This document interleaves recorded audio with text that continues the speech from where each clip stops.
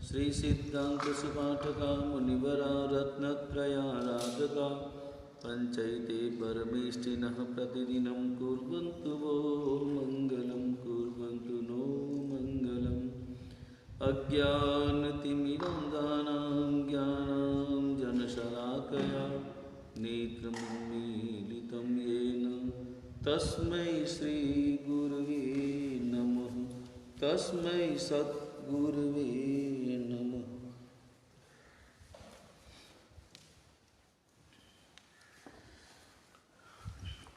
तत्वार्थ सूत्र की वाचना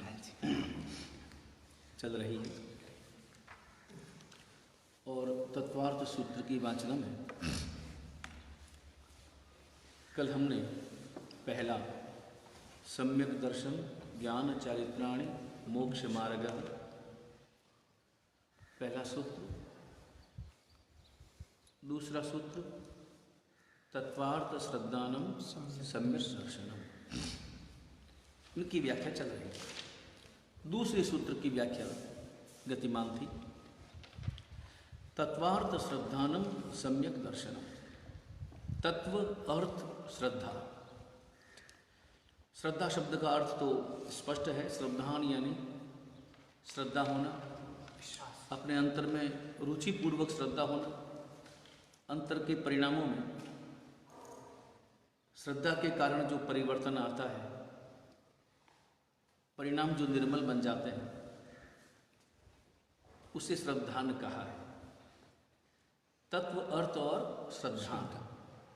तत्व की श्रद्धा, त्व शब्द का अर्थ कल समझाया था, कल ध्यान में है ना। त्व यानी उस वस्तु में रहे हुए गुण, उस वस्तु में रहा हुआ धर्म, उस वस्तु में रहा हुआ रहस्य का ज्ञान भी होना जरूरी है। और केवल पदार्थ का ही बोध हो और तत्व का बोध न हो तो भी सम्यक दर्शन नहीं है। इसके लिए उदाहरण देते हैं। कल एक उदाहरण तो बताया था कि केवल गिलास को जाना, मगर गिलास किस लिए चाहिए वो उन्हें ध्यान में नहीं था। कभी कभी ऐसा भी होता है कि पदार्थ का तो ज्ञान है मगर तत्व का ज्ञान नहीं है। व्यवहार जगत में इसको इस ढंग से उदाहरण में ले सकते हैं। महात्मा गांधी की जीवन चरित्र में उनके जीवन की एक घटना का उल्लेख हुआ है। महात्मा गांधी ट्रेन में सफर कर रहे थे, ट्रेन भरी हुई थी। महात्मा गांधी को लोग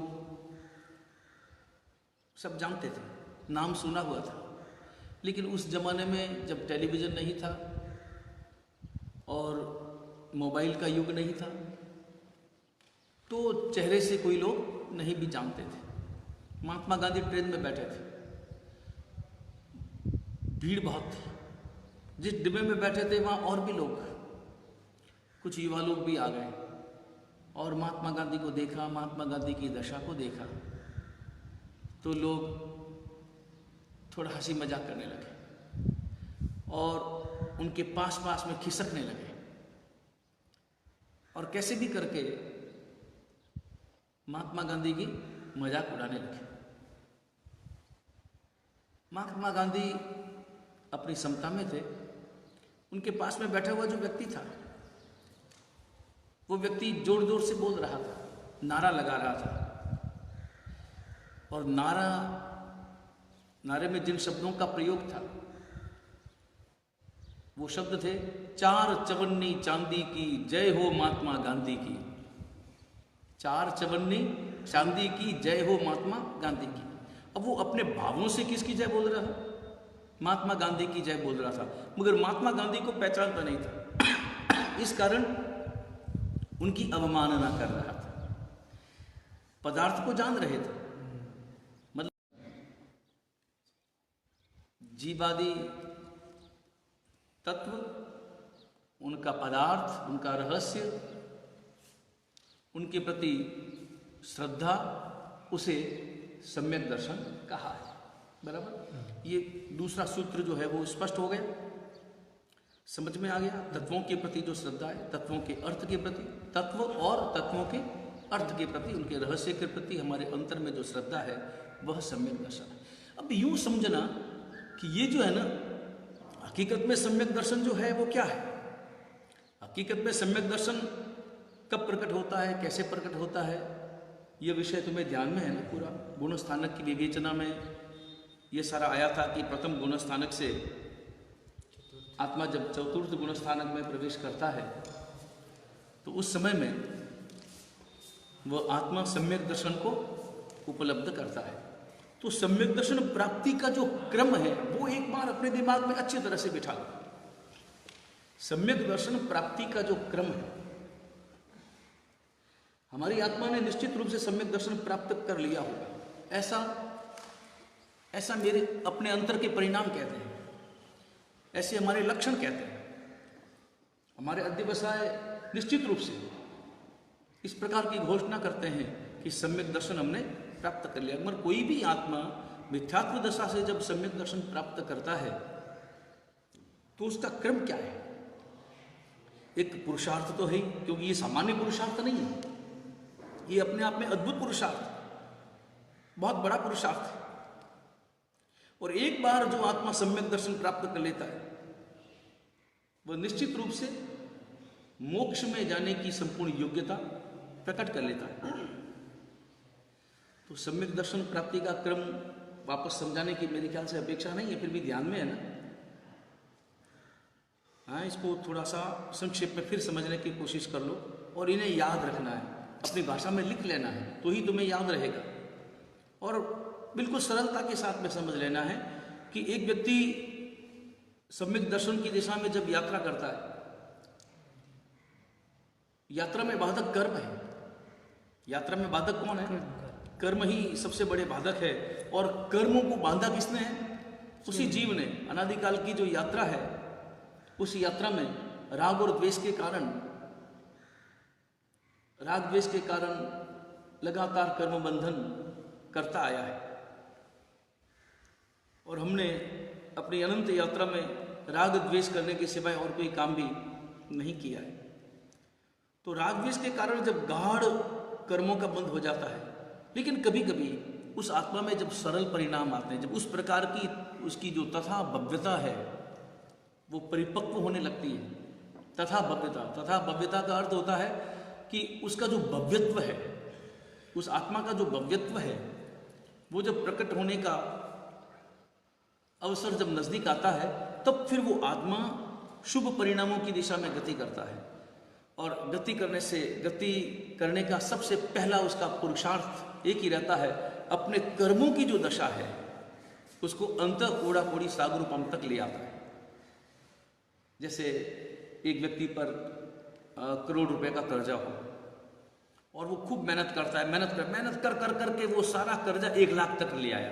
तो मेहनत की ना उसने, तो हल्का तो हुआ ना, भार हल्का हुआ कि नहीं हुआ? एक व्यक्ति पर 1 करोड़ का कर्जा है और उसने इतना पुरुषार्थ किया और पुरुषार्थ करने के परिणाम स्वरूप उसका कर्जा 1 लाख तक हो गया,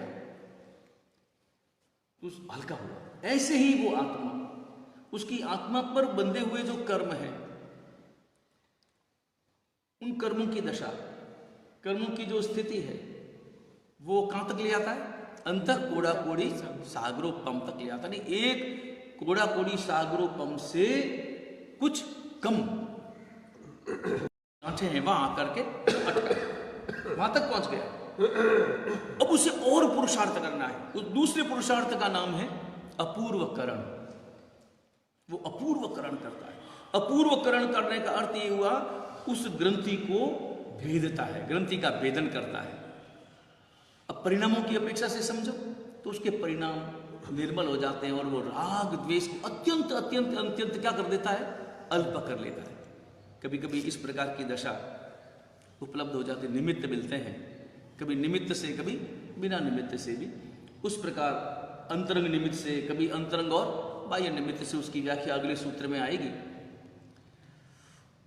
परमात्मा की भक्ति करते करते किसी गुरु भगवंत को गोचरी बेराते बेराते इस प्रकार की दशा, उसके हृदय में जो भावोल्लास, अपूर्व भावोल्लास प्रकट होता है, उस भावोल्लास में राग और द्वेष सब समाप्त दिमाग से निकल जाता है और केवल उसके हृदय में वो सरलता, वो सहजता, वो समता, वो भाव उसके अंतर में प्रकट होते हैं और परिणाम स्वरूप राग और द्वेष की निबिड़ ग्रंथि का भेदन कर लेता है। ये दूसरा कारण, यानी पहला पुरुषार्थ क्या हुआ? यथा प्रवृत्तिकरण करना, अपने कर्मों की दशा को अल्प करना, अंत कोड़ाकोड़ी तक करना। दूसरा पुरुषार्थ क्या हुआ? अपूर्वकरण करना, राग द्वेष की ग्रंथि का भेदन करना। उसके बाद में उसी साथ में अब हाथों हाथ वो अंतरकरण करता है। अंतरकरण करने का मतलब ये हुआ कि अपनी आत्मा की दशा को अंतर मुहूर्त के लिए मिथ्यात्व के कर्म दलिकों से रहित बना देता है। यानी ऊपर की दशा ऊपर, जैसे बीच में किसी को जाना हो तो इधर की दशा इधर का इधर, बीच में खाली, इस प्रकार की स्थिति। उदाहरण के लिए जैसे मान लो बड़ी भीड़ हो और बड़ी भीड़ में बीच में से किसी महापुरुष को निकलना हो, प्रधानमंत्री को निकलना हो, मुख्यमंत्री को निकलना हो, तो वहां बीच में रास्ता बन जाता है। हाँ, इधर के लोग इधर और इधर के लोग इधर, और बीच में क्या हुआ? वो रास्ता, बीच उस रास्ते में कोई लोग है? कोई लोग नहीं। इसी प्रकार इधर के कर्म इधर, ऊपर के कर्म ऊपर, नीचे के कर्म नीचे, बीच में अंतरकरणी, बीच की स्थिति को मिथ्यात्व के कर्म दलिकों से रहित हो गया। उस स्थिति में अंतर्मूर्त की स्थिति है, उस स्थिति में कर्मों की, मिथ्यात्व कर्म की कोई उपस्थिति, मिथ्यात्व कर्म का कोई उदय नहीं है। बस वो दशा, उस दशा का नाम है औपशमिक सम्यक। उसके बाद में ये अंतरकरण होते ही उसके तुरंत बाद में 3 पुंज करता है। मिथ्यात्व मुनि का वापस उदय, या तो मिथ्यात्व मुनि का उदय, या सम्यक्त्व मुनि का उदय, या मिश्र मुनि का उदय होता है। क्योंकि ये अंतर्मूल से ज्यादा इस प्रकार की स्थिति रह नहीं सकती, उदय होता है। उदय होते ही वो 3 पुंज हो गए, शुद्ध पुंज, अर्ध शुद्ध पुंज और मिश्र पुंज। बराबर इस प्रकार की स्थिति करता है। तो उसमें जिस कर्म का उदय होता है, यानी जिस कर्म का उसका उस प्रकार का जिस प्रकार का परिणाम है, भाव दशा का परिणाम, उस आधार पर उन तीनों में से एक दशा को वो प्राप्त करता है। या तो वो प्राप्त कर लेता है मिथ्यात्व को, अगर अशुद्ध पुंज का उदय मिथ्यात्व को प्राप्त करता है, या फिर मिश्र को प्राप्त करता है, मिश्र यानी तीसरा गुणस्थानक, और या फिर क्षायोपशमिक सम्यक्त्व को प्राप्त कर लेता है। ये सम्यक्त्व प्राप्ति की भूमिका, सम्यक्त्व प्राप्ति का क्रम है। इस स्थिति को अनिवृत्तिकरण कहते हैं। अनिवृत्तिकरण का अर्थ होता है वो पुरुषार्थ जो सम्यक्त्व दिए बिना निवृत्त नहीं होता। जो सम्यक्त्व देता ही देता है वो अनिवृत्तिकरण करता है और सम्यक्त्व को प्राप्त कर लेता है। बराबर ये दशा है। तो अपन यहाँ पर अब समझ रहे थे तत्वार्थ श्रद्धानम सम्यक दर्शनम। बराबर इस सूत्र का समझ में आ गया। अगला सूत्र लेते हैं कि ये जो सम्यक दर्शन है, अब वो वहाँ पर बैठा है साधक, और साधक जो है वो प्रश्न कर रहा है, और उसका प्रश्न है आपने ये तो फरमा दिया, सम्यक दर्शन की व्याख्या मुझे समझ में आ गई, मगर अब सम्यक दर्शन प्राप्त कैसे करना? सम्यक दर्शन शब्द सुनकर सम्यक दर्शन के प्रति जो उत्कंठा पैदा हुई, जो एक उल्लास पैदा हुआ कि मुझे सम्यक दर्शन तो पाना ही पाना है। और एक बात तय है, इस भव में, इस पंचम काल में मोक्ष हम जा नहीं सकते। इस भरत क्षेत्र से मोक्ष हम जा नहीं सकते, केवल ज्ञान प्राप्त कर नहीं सकते, मन परिज्ञान भी प्राप्त कर नहीं सकते। तो हम इस जन्म में क्या कर सकते हैं? हमारा पुरुषार्थ क्या हो? तो इस जन्म में हम सबसे पहली बात सम्यक दर्शन प्राप्त कर सकते हैं। और सम्यक दर्शन अगर प्राप्त कर लिया है तो सम्यक दर्शन को और अधिक निर्मल बना सकते हैं। इसलिए परमात्मा की जो भक्ति है, वो परमात्मा की भक्ति सम्यक दर्शन को निर्मल बनाती है। हमारे सरल परिणाम सम्यक दर्शन को निर्मल बनाता है, और सम्यक दर्शन ही वो सीढ़ी है जो हमें मुक्ति तक पहुंचाती है। सरल परिणाम का मतलब हुआ कि प्रतिकूल परिस्थितियां प्राप्त करने पर भी अपने अंतर में कषायों के उद्वेग को नहीं आने देना, ये सबसे बड़ी बात। क्योंकि कषाय का उद्वेग कषायों की उपस्थिति अतिशीघ्र हमारे हृदय में हो जाती है। थोड़ी सी भी प्रतिकूलता मिली, और प्रतिकूलता में मूल कारण हमारा अपना मन है, बराबर। मन ने जो चाहा वो अनुकूल है, मन ने जो नहीं चाहा वो प्रतिकूल है। अनुकूल प्रतिकूल कुछ होता नहीं है, अनुकूल प्रतिकूल कुछ भी नहीं होता है। हमारा मन कहे कि अनुकूल है तो अनुकूल है, मन कहे कि ये प्रतिकूल है तो प्रतिकूल है। और अनुकूलता और प्रतिकूलता कभी भी स्थायी नहीं है, और वो व्यक्ति सापेक्ष है, समूह सापेक्ष नहीं है। एक व्यक्ति के लिए जो अनुकूल है वही वस्तु दूसरे व्यक्ति के लिए प्रतिकूल है, वो व्यक्ति सापेक्ष हो गई। एक व्यक्ति के लिए जो वस्तु प्रतिकूल है वही दूसरे व्यक्ति के लिए वस्तु अनुकूल हो गई। बीमारी स्वास्थ्य के संबंध में भी तुम विचार करो, किसी को बुखार आया हो, उसके लिए घी अनुकूल है या प्रतिकूल है? प्रतिकूल है, उसके लिए प्रतिकूल है। एक स्वस्थ व्यक्ति के लिए घी अनुकूल है, स्वस्थ व्यक्ति के लिए घी शक्ति को देने वाला है, और बीमार व्यक्ति को, बुखार से ग्रस्त व्यक्ति के लिए घी नुकसान पहुंचाने वाला है। तो अनुकूलता प्रतिकूलता ये हमारे मन का खेल है। ऐसी स्थिति में अपने मन को ऐसा नियंत्रित करना, कैसी भी स्थिति हो, मुझे हर स्थिति में सरल परिणाम ही रखने हैं। आवेश में नहीं आना है, आवेग में नहीं आना है, उद्विग्नता नहीं लाना है। चित्त की जो प्रसन्नता है वो अपने हृदय में सदा सदा बनाए रखना है। बड़ा मुश्किल काम है। अभी ये कोरोना का चल रहा है ना, कोरोना में सभी लॉकडाउन में अपने अपने घरों में बंद है। अभी उनकी भावदशा क्या होगी? जो घरों में बंद हैं, सब घरों में अपने बैठे हैं, वो चाहे तो प्रसन्न भी रह सकते हैं और चाहे तो उदास भी रह सकते हैं। खेल विचारों का है और कुछ भी नहीं।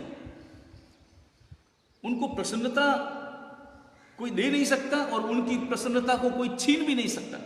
अगर वो प्रसन्न रहना चाहे तो उनकी प्रसन्नता को कोई छीन नहीं सकता। वो बड़े आराम से वो विचार कर सकते हैं कि चलो एक अच्छा समय मिला है और इस समय में मैं ज़्यादा से ज़्यादा धर्म ध्यान करूं, आराधना करूं, सामायिक करूं, कुछ गाथा याद कर लूं, इस प्रकार का भाव। मगर अपने मन को तो समझाना ही पड़ेगा। वो अगर ही तो बहुत बड़ी समस्या है। अगर ही तो अपने आप में समस्या है। यानी अगर समझा नहीं, समस्या उसके अपने अंतर के व्यक्ति के मन की है। इसका कारण ये है, अगर इसका कारण क्या है कि मन ने सदा सदा परिवर्तन चाहा है। मन को आनंद हमेशा बदलाव में है। सांसारिक मन को, एक साधक का मन, उसको तो कैसी भी स्थिति हो, कैसी भी परिस्थिति हो, साधक का मन बदलाव, जो साधक है उसका हृदय कभी भी बदलाव के कारण प्रसन्न नहीं होता। वो बदलाव में जीता है, बदलाव को स्वीकार करता है, लेकिन उसकी प्रसन्नता का कारण बदलाव नहीं है। उसकी प्रसन्नता का कारण उसकी अपनी यथार्थ स्थिति है, मनोदशा। स्वयं के अंतर से उसकी प्रसन्नता प्रकट होती है कि मेरी प्रसन्नता और मुझे प्रसन्न होने के लिए करना क्या पड़ता है? कुछ भी नहीं करना पड़ता। घड़ी प्राप्त करने के लिए मेहनत करनी पड़ेगी, किसी भी द्रव्य को, किसी भी वस्तु को प्राप्त करने के लिए पुरुषार्थ करना पड़ेगा, लेकिन प्रसन्नता को प्राप्त करने के लिए क्या करना पड़ेगा? प्रसन्न होना पड़ेगा। नहीं, कुछ करना नहीं पड़ेगा। और जो प्रसन्नता वस्तु सापेक्ष, वस्तु के निमित्त से अगर पैदा हुई है, वो प्रसन्नता खोटी है, वो प्रसन्नता पराधीन है। वो चाहे भोजन के कारण हो, वो चाहे किसी वस्तु, किसी पदार्थ, किसी परिस्थिति, किसी घटना के कारण हो, वो पराधीन हुई। और जो पराधीन है वो प्रसन्नता क्षणिक है। प्रसन्नता अंतर की होनी चाहिए, और अंतर की प्रसन्नता त्रैकालिक है। अंतर की जो प्रसन्नता है उसे कोई छीन सकता है? जिस वस्तु के कारण तुम प्रसन्न हुए उस वस्तु को कोई भी छीन लेगा तो तुम्हारी प्रसन्नता तो गई।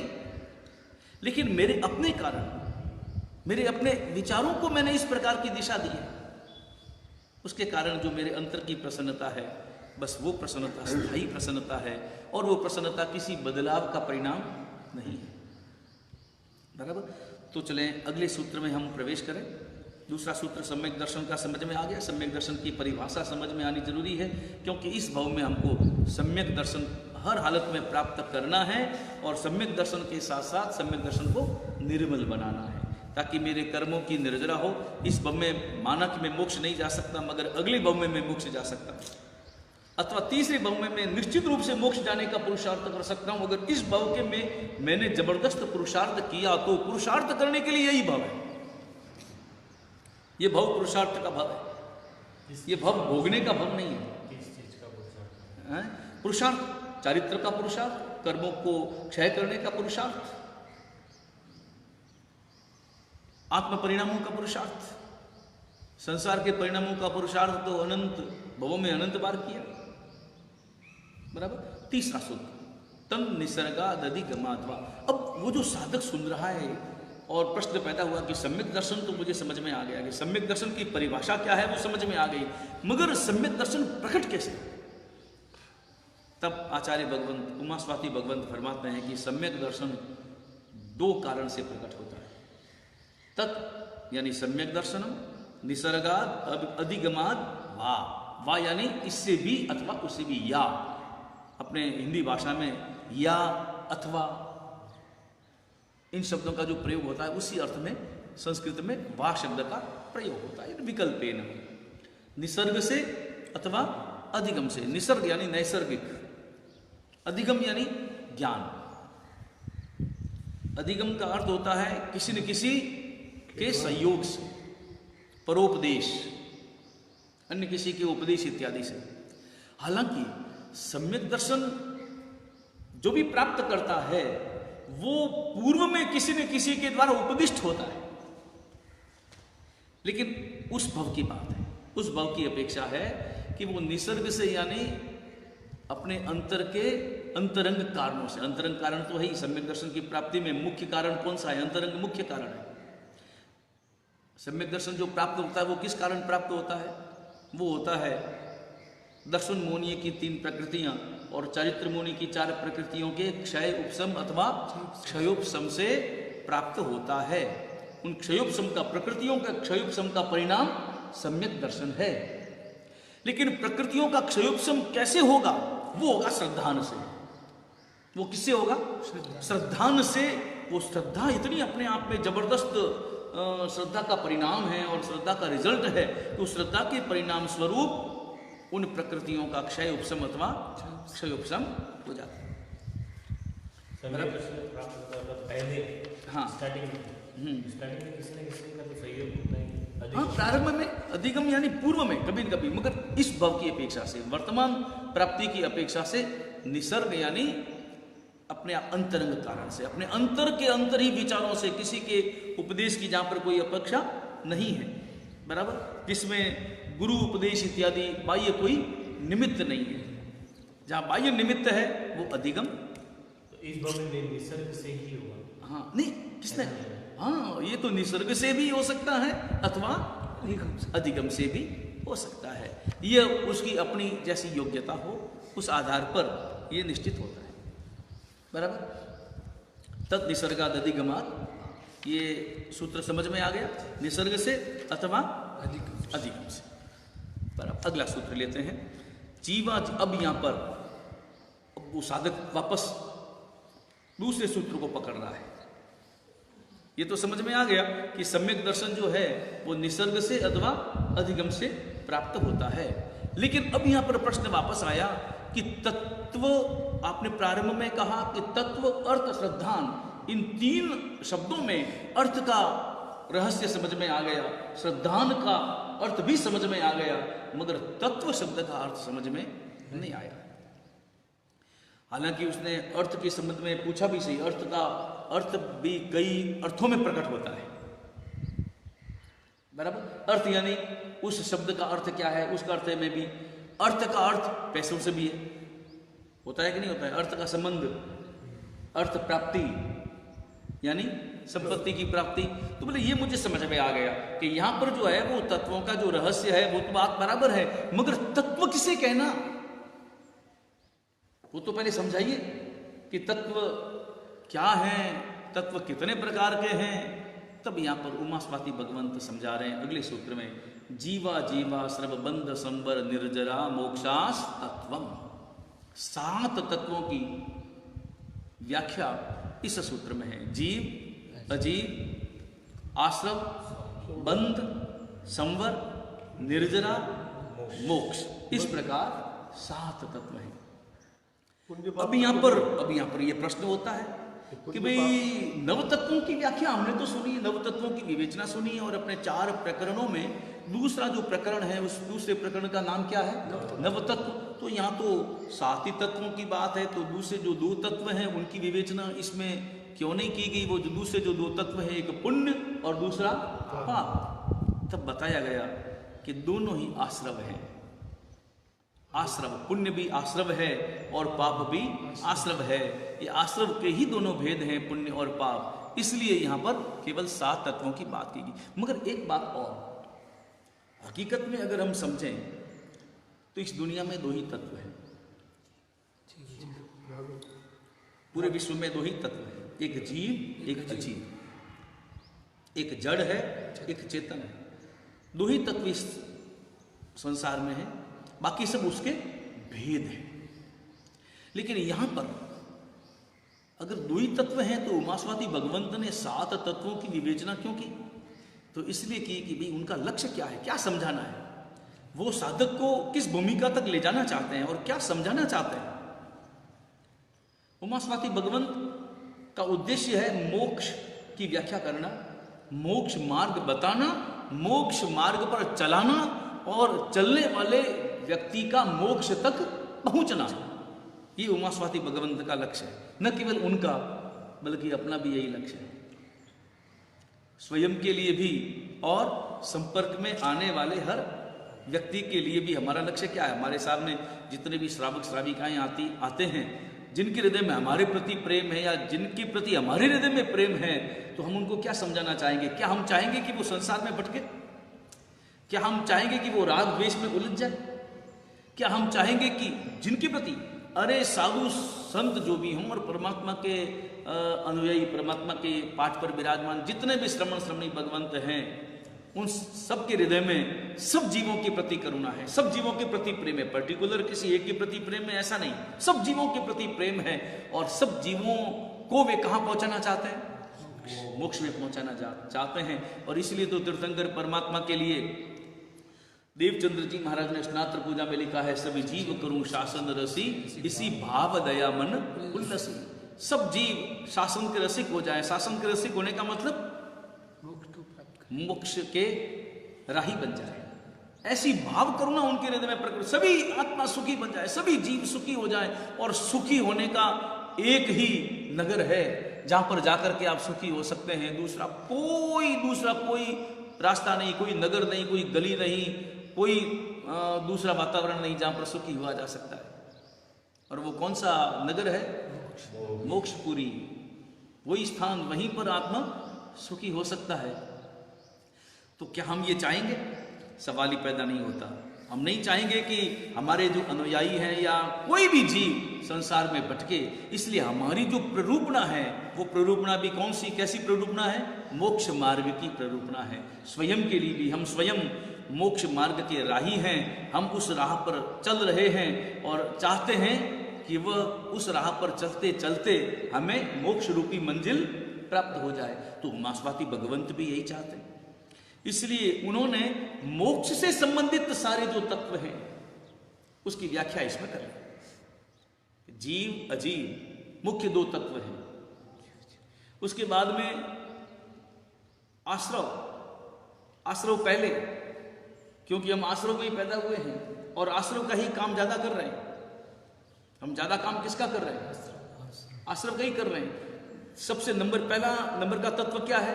जीव। वो जीव जब अजीव के संपर्क में आता है, जीव जब अजीव के संपर्क में आता है, अजीव के प्रति आसक्त होता है, अजीव के प्रति आसक्त होता है। पर कभी विचार करना, हमारी जो आसक्ति है वो जड़ के प्रति है या चेतन के प्रति है?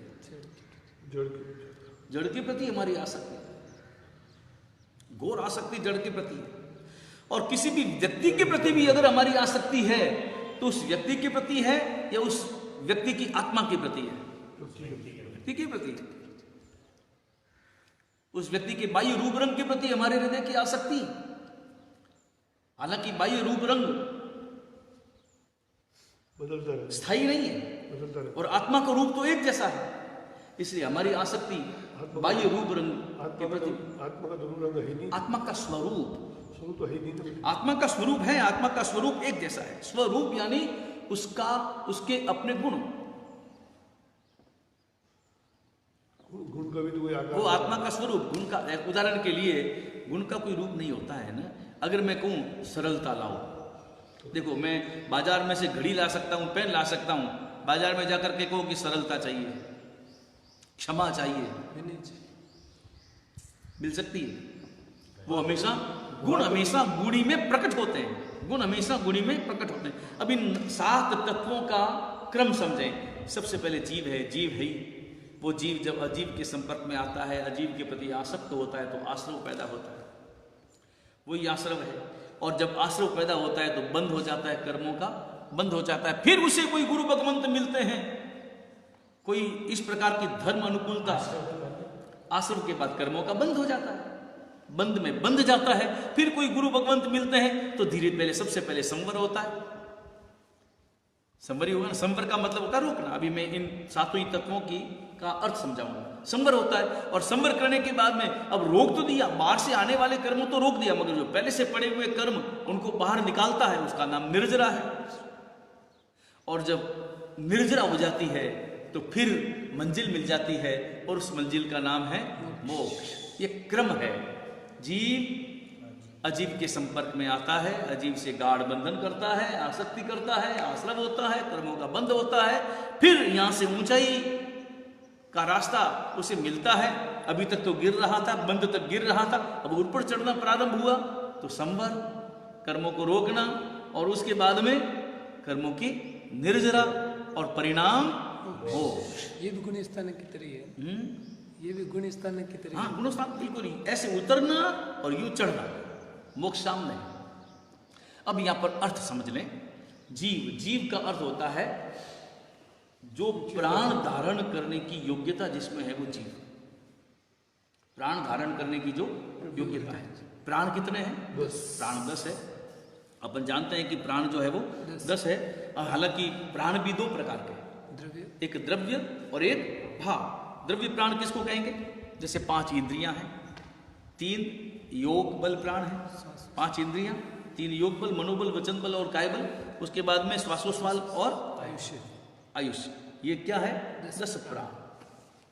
भाव प्राण कौन सा? ये तो हुआ द्रव्य प्राण। भाव प्राण का मतलब अपनी आत्मा के उसके जो ज्ञान दर्शन आदि जो स्वाभाविक गुण हैं, वो भाव प्राण।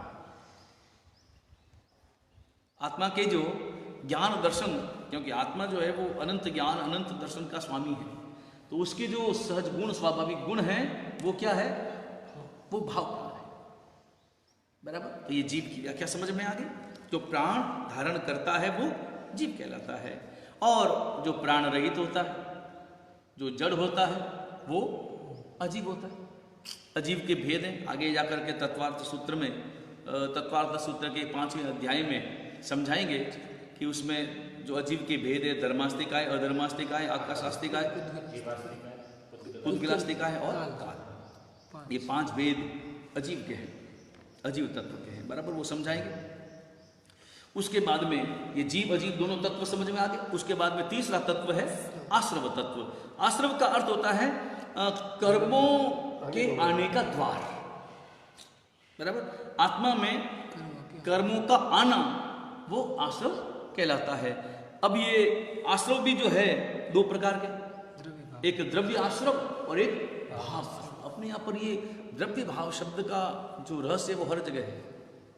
द्रव्येंद्रियां, भावेंद्रियां, ये कान है ना, ये द्रव्य इंद्रिय है, और सुनने की जो शक्ति है वो भाव इंद्रिय कहलाती है।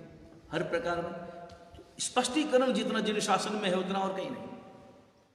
तो यहाँ आश्रव भी 2 प्रकार के, एक द्रव्य आश्रव और एक भाव आश्रव। अब यहाँ पर द्रव्य आश्रव किसको कहेंगे? तो मन वचन काया, मन वचन काया की जो अशुभ प्रवृत्ति है, शुभ अशुभ, शुभ अथवा अशुभ, क्योंकि पुण्य आश्रव भी है और पाप आश्रव भी है, तो शुभ अशुभ जो प्रवृत्ति है वो द्रव्य आश्रव कहलाता है। बराबर, वो प्रवृत्ति द्रव्य आश्रव कहलाएगी। और इसी प्रकार उस मन वचन काया की, ये थोड़ा गंभीरता से सुनना, मन वचन काया की शुभ अशुभ प्रवृत्ति वो क्या कहलाती है? द्रव्याश्रम द्रव्याश्रम। लेकिन मन वचन काया की शुभाशुभ प्रवृत्ति, शुभ अथवा अशुभ प्रवृत्ति में कारणभूत, कारण क्या है? वो शुभ अशुभ प्रवृत्ति क्यों करता है? उस शुभ अशुभ प्रवृत्ति में कारणभूत जो आत्मा के शुभ अशुभ परिणाम है, जीव के जो शुभ अशुभ परिणाम हैं वो कहलाते हैं भावाश्रम। भावाश्रम। क्योंकि आखिर तो मूल में तो परिणाम ही है ना, तभी तो वो मन वचन काया की शुभ अथवा अशुभ प्रवृत्ति करेगा। उस शुभ अशुभ प्रवृत्ति में मूल कारण उस आत्मा के शुभ अथवा अशुभ उस जीव के परिणाम हैं, वो भावाश्रम कहलाते हैं। बराबर? तो ये समझ में आ गया, जीव तत्व, अजीव तत्व और आश्रव तत्व। बस अभी आज इतना ही करते हैं, आगे के तत्वों की व्याख्या हम कल करेंगे। अभी 4:55 हो गए हैं और कल भी अपन इसी प्रकार 4:15 से प्रारंभ करेंगे और 4:50 तक ये क्लास रहेगी। जिन्हा के विरुद्ध कुछ भी कहा गया हो, शिक्षामि दुक्कड़म, सर्व मंगल मांगल्यम सर्व कल्याण कारणम, वदानम सर्वधर्माणां, जैनम जयति शास्त्रम। स्वामी हुआ